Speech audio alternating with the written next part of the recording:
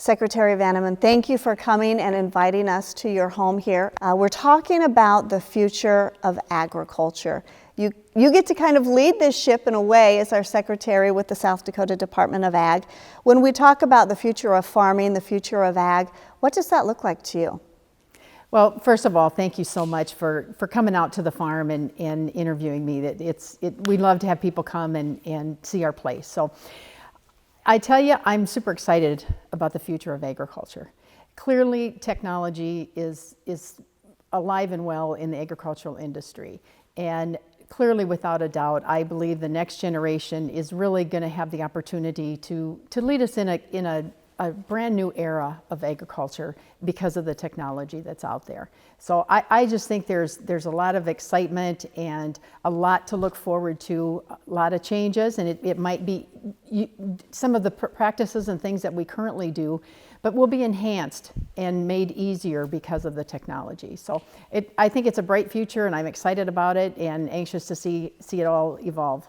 So agriculture, our #1 industry here in the state, when we look at other parts of the country, how do we compare in terms of the way they're moving forward and their advancements, and how do you think South Dakota will stand out compared to other parts of the country?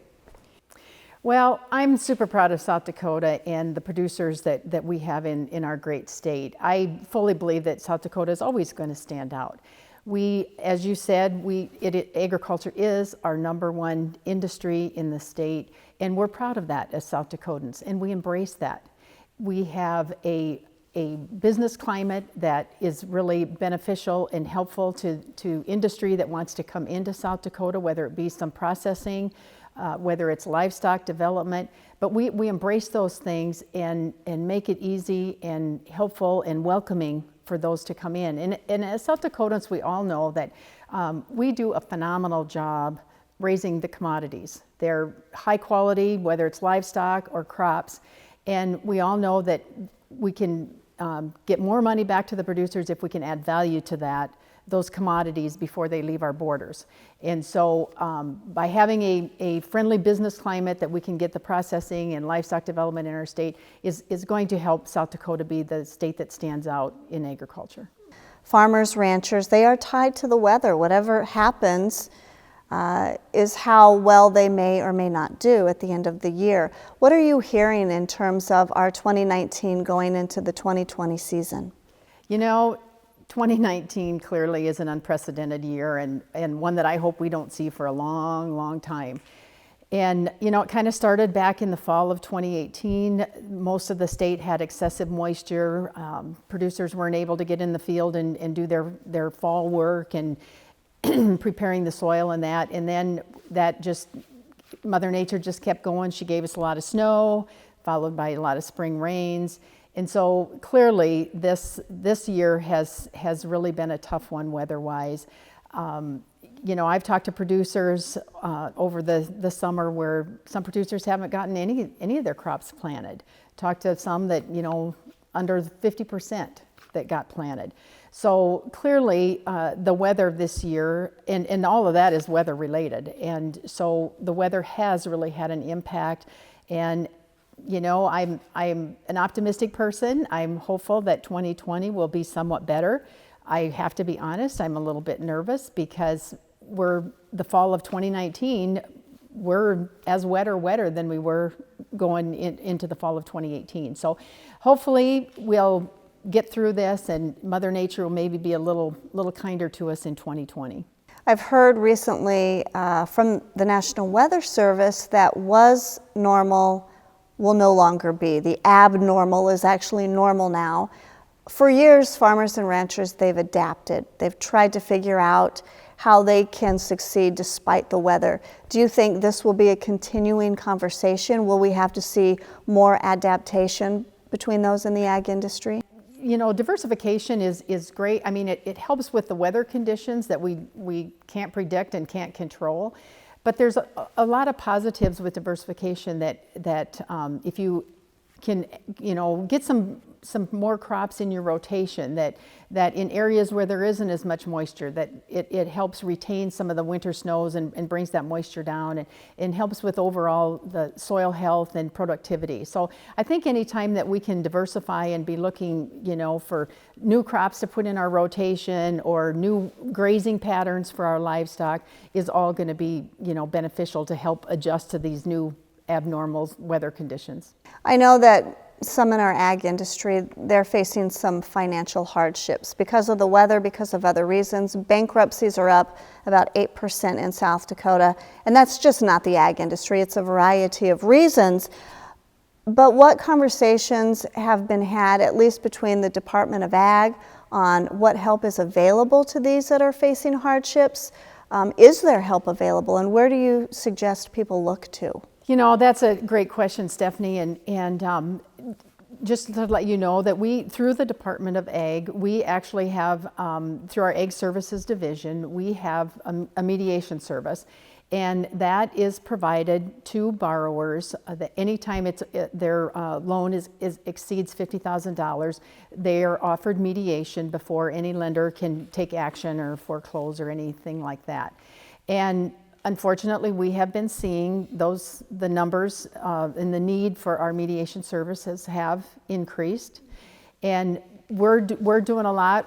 Over the last couple of years, we've actually brought our own in-house mediator in, and that's proven to be very helpful in helping with the program and that. So we have that available. Also, since I've been in this role since the first of the year, have started having my staff look into a little bit more of some international marketing opportunities and checking that out and seeing how we can build some relationships and maybe to help ward off some of the issues that we have with the tariffs and the trade issues and so on and so forth, if we can make some direct connections and that. So we're just kind of testing the water there and checking out that. And then of course the Department of Ag has been collaborating and works with SDSU Extension and Avera with the Farm and Rural Stress Hotline and that. So those are a few things that we're doing, and clearly our heart goes out to the producers in the state because it's just been an unprecedented year with the weather on top of 4 or 5 years of low commodity prices and that. So we're trying to reach out and do what we can. On top of all that, we have to encourage the next generation to look at ag as a profession, to possibly take over those farming and ranching operations that have been in the family for years. How do we teach the next generation how important ag is to the world and convince them to look at that for a profession? As I said earlier, I'm just really super excited about the future of agriculture. And I fully believe that it starts at the early ages. It starts by getting into the classrooms at the 2nd, 3rd, 4th grade level, talking to those students. And I know there's a lot of commodity groups that on, certain day, cheese day, that, they might go in and help them make pizzas. And, there's a lot of those things going on. And I would like to be able to collaborate with any of those kinds of organizations and that, because we as producers, we need to tell our story. We need to be proud of our story, and we need to build that trust with the consumers and with the youth. And the thing is, there's so many opportunities in agriculture. And if you want to go into science, engineering, marketing, policy, we need all of those professions in agriculture.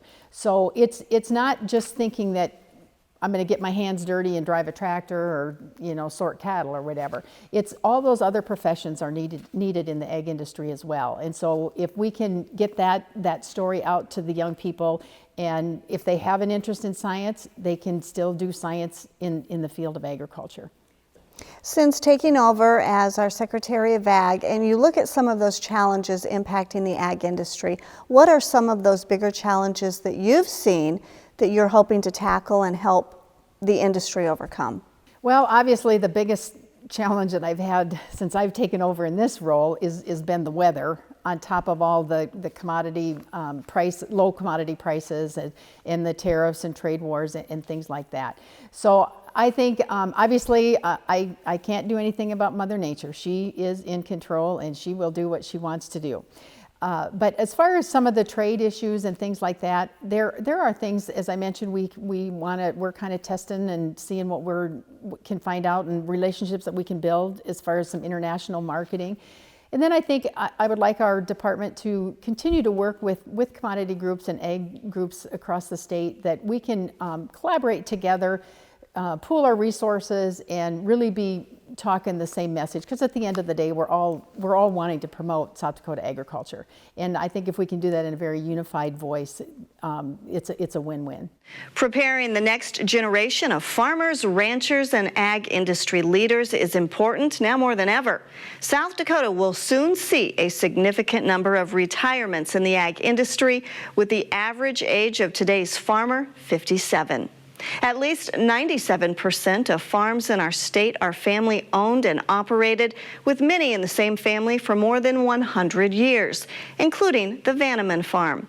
During my visit with Secretary Vanneman, we talked about the challenges that many of today's young farmers have. Her son Justin is in the process of taking over their family's Century Farm. They both shared the ups and downs of today's newest farming generation and the importance of being positive yet frugal. The next generation of agriculture is full of enthusiasm and knowledge. They bring to the industry an understanding of technology that many of yesterday's ag leaders did not have.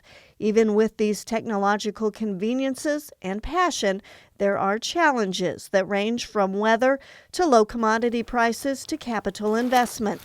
South Dakota Secretary of Agriculture Kim Vanneman understands what tomorrow's future farm leaders are facing, including starting from zero or trying to keep a family operation in the family.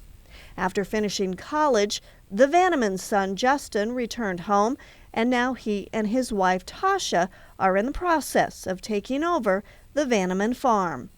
Clint's grandfather came right here where we're sitting, at this building site, and it was the original homestead, 160 acres, and that was in 1909.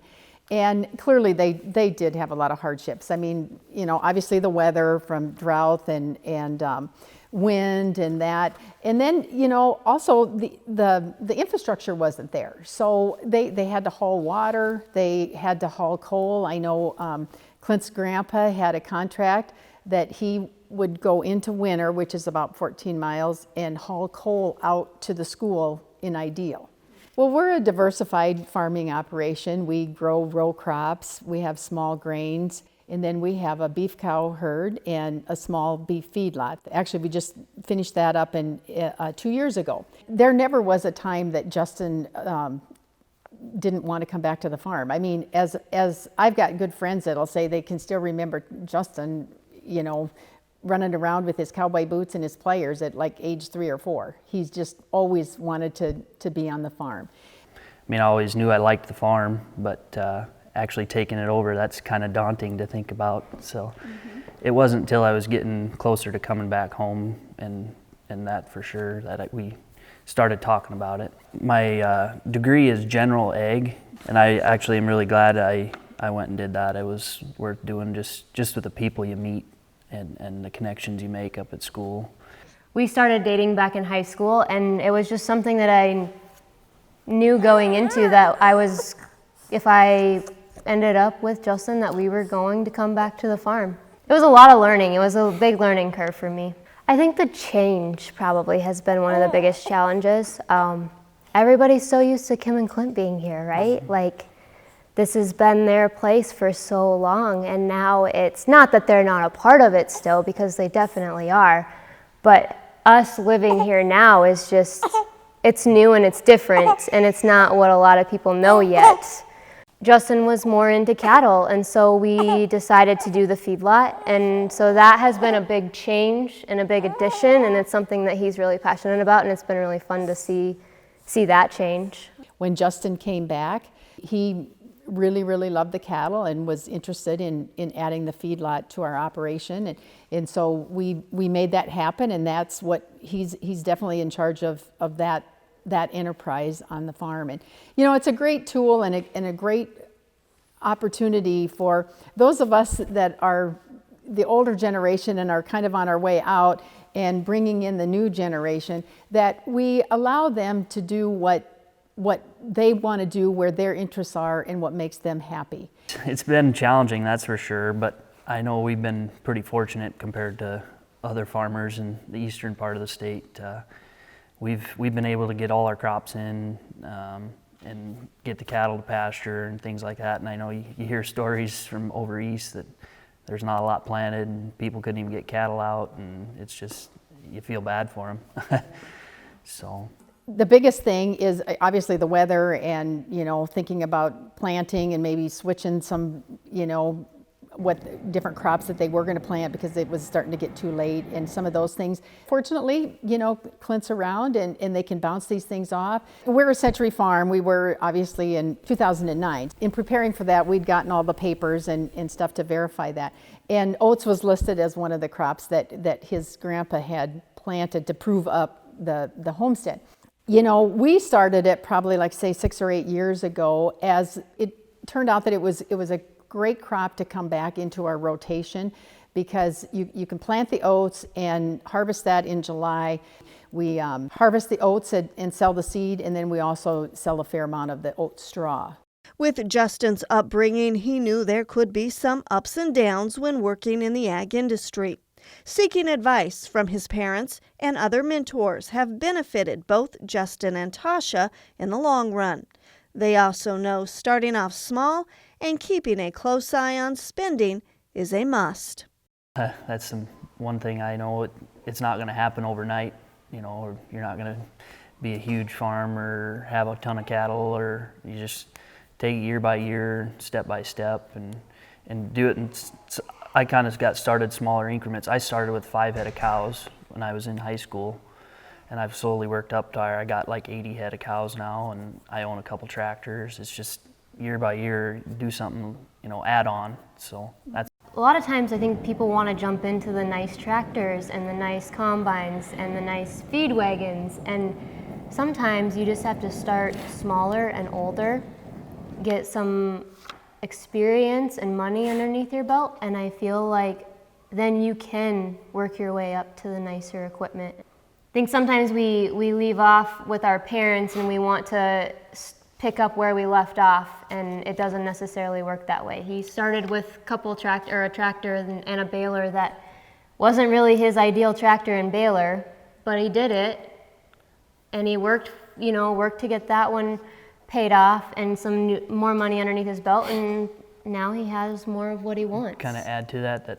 diversifying has helped me too, where I'm not just strictly cattle or strictly farming. I'm able to do some farming, have some cattle. As she's alluded to, I have some custom baling that I do. So there's income coming from all over, and it helps when something else isn't working quite as well. You can rely on the others to pick it up a little. I'm just excited to see where that all goes, as far as, we only have so much land, and our world population gets bigger and bigger. How do we feed all these people? We got to figure that out, and there's different advancements going around, and we're figuring out how to feed more people on the same amount of land. To me, there's no better industry than the agricultural industry to be in, and unfortunately, it's a very low margin business, so you really have to plan and be on top of your financials. But I think that there's just so much opportunity, and if you strategically plan ahead, you can withstand some of the things that we can't control, like the weather, for example. But there are a lot of tools that we can help mitigate some of the risks of the weather and the markets and different things like that. By all means, staying within your means. When it's a tough year, it's a tough year, and you've got to rein in expenses and do the right things.